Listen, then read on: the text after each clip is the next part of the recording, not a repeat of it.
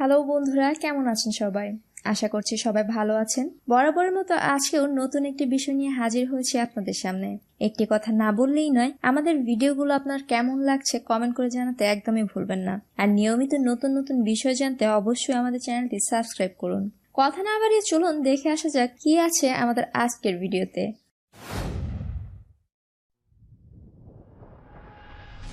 Hello বন্ধুরা,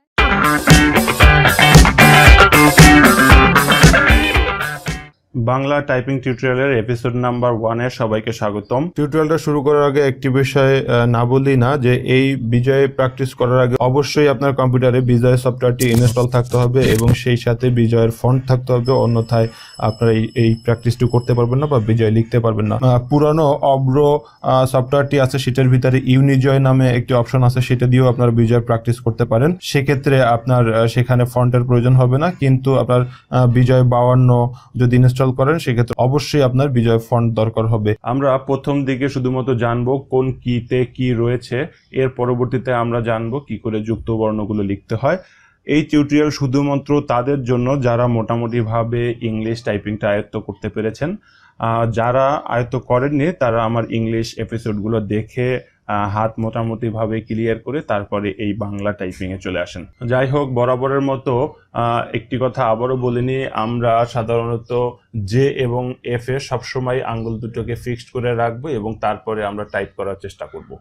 তো বাংলা টিউটোরিয়ালে আজকে প্রথম এপিসোডে আমি দেখাবো এ থেকে এই পর্যন্ত যে কমা পর্যন্ত যে বাটনগুলো রয়েছে, এই বাটনগুলোতে আসলে কোন কোন কিগুলো রয়েছে সেটা নিয়ে আলোচনা করব। অনেকে বলতে পারেন যে কিবোর্ডের উপর তো বাংলা লেখা নাই, আমি কি করে আমি টাইপ করব। আসলে কি টাইপ করতে হলে কিবোর্ডের উপর কি লেখা আছে সেটি আসলে মূল বিষয় না। আপনার এই দুইটি বাটন যখন আপনি আয়ত্ত করতে পারবেন, অর্থাৎ যেখানেই কাজ করবেন এই দুইটি বাটনকে যখন আয়ত্ত করতে পারবেন তখনই আপনারা টাইপ করতে পারবেন।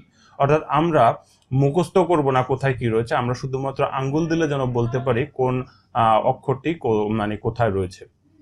তাহলে চলুন আসলে শুরু করি। এই টাইপিংটা অনেকটা ইংলিশের মতোই প্র্যাকটিস, কিন্তু একটু ভিন্নতা রয়েছে। আমরা প্রতিটা অক্ষরের পর একটা করে স্পেস দিব এবং এইভাবে আমরা প্র্যাকটিস করব। এর আগে আরেকটি কথা বলে নিই, আমরা যখন ডান হাতে টাইপ করব তখন বাম হাত থেকে স্পেস এবং শিফট বাটনটা প্রেস করব, এবং যখন আমরা বাম হাতে কাজ করব তখন আমরা শিফট বাটন এবং স্পেসটা ডান হাতে কাজ করব। যাই হোক, আমরা এবার প্রথমেই শুরু করি।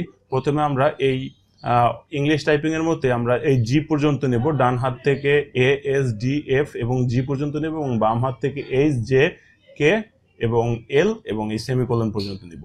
তো বরাবরের মতোই আবার শুরু করি। আসলে আমরা একবার জানার চেষ্টা করি যে কোথায় কোন অক্ষর রয়েছে। আমরা প্রথমে দুই একবার একটু দেখে টাইপ করব যে কোথায় কি রয়েছে, পরবর্তীতে আমরা কিবোর্ডের দিকে আর তাকাবো না, আমরা মনিটরের দিকে তাকিয়ে টাইপ করব। চলুন তাহলে শুরু করা যাক। আমরা প্রথমে দেখি এতে কি রয়েছে। এতে রিকার রয়েছে, তারপর আমরা ডান হাত থেকে একটু স্পেস দেবো, তারপর শিফট চাপ দেবো, আবার এ প্রেস করব, দেখবো কি রয়েছে রেফ। এভাবে আমরা প্র্যাকটিস করব, একটা অক্ষর লিখবো এবং একবার স্পেস দিব।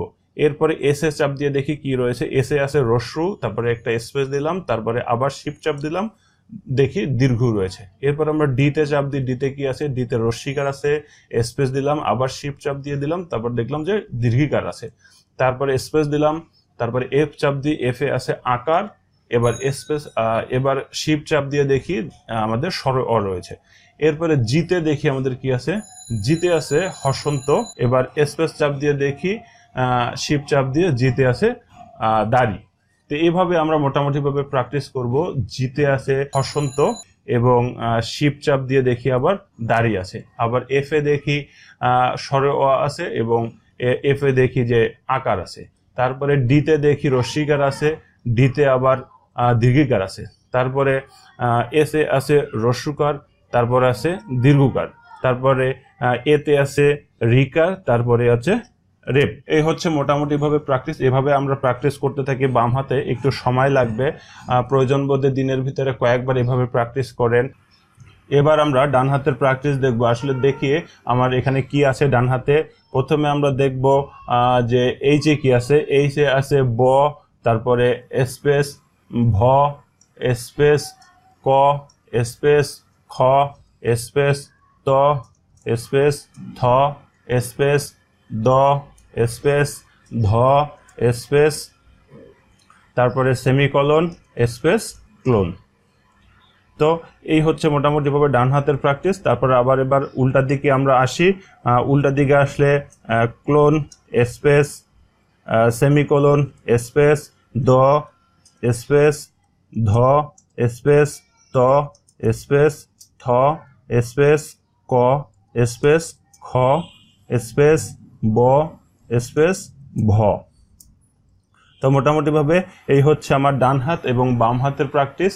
এভাবে আপনারা কয়েকবার প্র্যাকটিস করতে থাকেন যতক্ষণ না পর্যন্ত আপনার হাতে এই টাইপটা চলে আসে। একটু সময় নিয়ে করবেন, কারণ বাংলা একটু ডিফিকাল্ট সবাই আমরা জানি, কিন্তু নিয়মিত আমার টিউটোরিয়ালগুলো অনুসরণ করলে আশা করতেছি আপনাদের টাইপ নিয়ে আর তেমন কোনো সমস্যা হবে না। ডান হাতে এবং বাম হাতে আপনারা ফুললি প্র্যাকটিস করতে থাকেন। আর কিছু এক্সারসাইজ আমি ডিসপ্লেতে এবং ডিসক্রিপশন বক্সে দিয়ে দিচ্ছি, আপনারা সেগুলো দেখে দেখে যখন আপনারা ডান হাত বাম হাত হয়ে যাবে তখন আপনারা দেখে দেখে সেই এক্সারসাইজগুলো করতে থাকেন। যখন আপনারা টাইপ করবেন তখন এভাবে বলে বলে টাইপ করবেন, যেমন ক খ ত থ দ ধ সেমিকোলন কোলন, তারপরে রি রেপ রস্যু দীর্ঘ রস্যিকার দীর্ঘিকার আকার স্বরেয় রেপ দাড়ি। তো এইভাবে মোটামুটিভাবে আপনারা প্র্যাকটিস করেন আর এক্সারসাইজগুলো অনুসরণ করেন। আশা করতেছি আপনার টাইপিং নিয়ে কোনো প্রকার সমস্যা থাকবে না এবং খুব দ্রুতই আপনারা টাইপিং শিখতে পারবেন।